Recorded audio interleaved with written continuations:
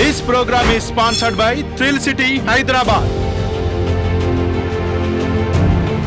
నమస్తే, welcome to 4 sides TV. మీరు road మీద 2, 3, 4 వీలర్ బండ్లు నడుపుతున్నారా? ఇదేం ప్రశ్న అని అడగకండి, ఎందుకు అని అడగండి. మీరు ఏ వెహికల్ నడిపినా ఓకే, కానీ అది ఓల్డ్ బండి అయితేనే సమస్య. ఓల్డ్ బండితో వచ్చే సమస్య ఏమిటి? Let's watch this story.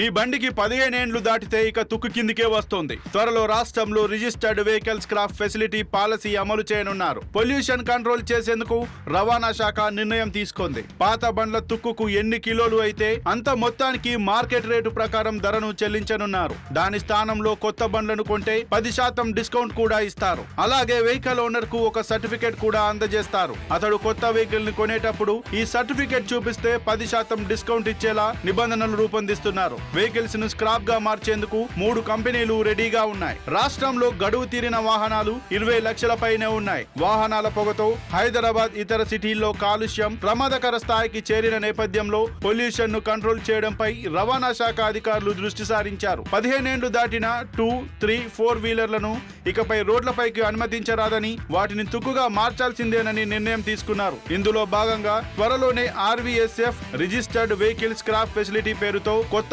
పాలసీని అమలు చేసేందుకు సిద్ధమయ్యారు. ఇప్పటికే ఈ పాలసీని అమలు చేస్తున్న మహారాష్ట్ర, కర్ణాటక, కేరళ రాష్ట్రాల్లో మన రవాణా శాఖ అధికారులు పర్యటించి పూర్తి స్థాయిలో స్టడీ చేశారు.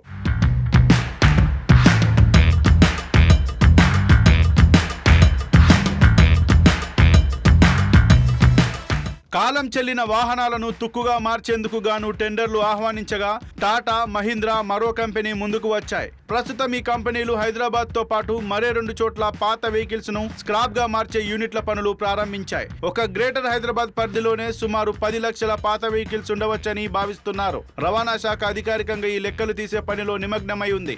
వెహికల్ స్క్రాప్ పాలసీతో ఇటు పొల్యూషన్ ను కంట్రోల్ చేయడమే కాకుండా అటు నేరాలను కూడా బాగా తగ్గించవచ్చని రవాణా శాఖ అధికారులు చెప్తున్నారు. కొందరు పాత వెహికల్స్ ని ఇతరులకు అమ్మి కొత్తవి కొంటుంటారు, కానీ పాత వెహికల్ ను కొన్న వారికి రిజిస్ట్రేషన్ చేయరు. దీనివల్ల పాత వాహనాలు 3-4 చేతులు మారినా అవి ప్రస్తుతం నడుపుతున్న వారి పేరిట కాకుండా వేరే వాళ్ళ పేర్ల మీద ఉంటున్నాయి. ఇలాంటి బండ్లపై వచ్చి దొంగలు, చైన్ స్నాచింగ్లు, ఇతర నేరాలకు పాల్పడితే ఆ వెహికల్స్ నెంబర్ల ఆధారంగా క్రిమినల్స్ ని పట్టుకోవడం పోలీసులకు కష్టమవుతోంది. ఆ వాహనాల ఓనర్ల అడ్రస్లకు వెళ్లి ఆరా తీస్తే తాము ఆ బండ్లను ఎప్పుడు అమ్మేశామని, ప్రస్తుతం ఎవరి వద్ద ఉందో కూడా తెలియదని చెప్తున్నారు. అయితే RVSF పాలసీ అమల్లోకి వస్తే ఇకపై 15 ఏండ్లు దాటిన పాత వెహికల్స్ ని స్క్రాప్ కు వేయడం తప్ప అమ్మేందుకు అవకాశం ఉండదు. ఆ వెహికల్ తప్పనిసరిగా రవాణా శాఖ రికార్డుల్లో ఉంటుంది. దీనివల్ల ఇటు కాలుష్యం, అటు నేరాలు 2 తగ్గుతాయని అంటున్నారు. అన్ని అనుకూలిస్తే ఈ ఏడాది చివరిలోపే ఈ పాలసీ అమలు కావచ్చని అధికారులు చెప్తున్నారు.